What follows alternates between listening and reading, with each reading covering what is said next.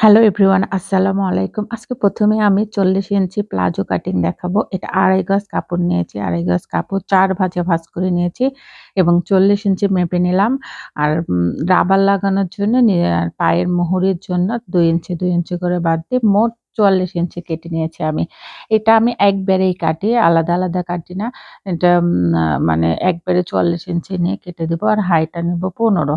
১৫ কিন্তু সেলাইয়ের জন্য রাবারের লাগানোর জন্য ওটার থেকে ২ ইঞ্চি বাদ দিতে হবে। এই নিয়ে মোট ১৭ দিয়ে আমি একটা হচ্ছে গিয়ে স্কেল দিয়ে শেপ স্কেল দিয়ে আমি ওটাকে দাগ দিয়ে কেটে নেব এখন কেমন?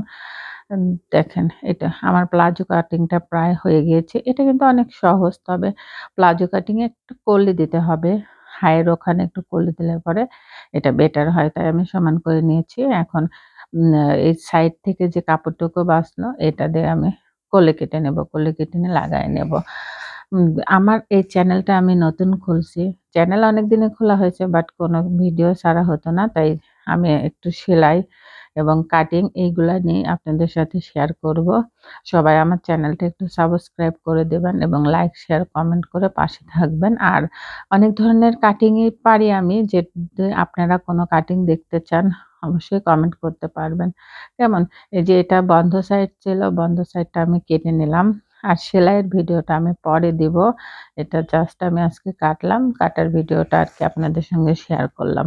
কারো ভালো লাগলে পরে অবশ্যই লাইক, শেয়ার, কমেন্ট করে পাশে থাকবেন। আমার জন্য দোয়া করবেন। কেমন? এই যে হয়ে গিয়েছে। সবাই ভালো থাকবেন। আল্লাহ হাফেজ।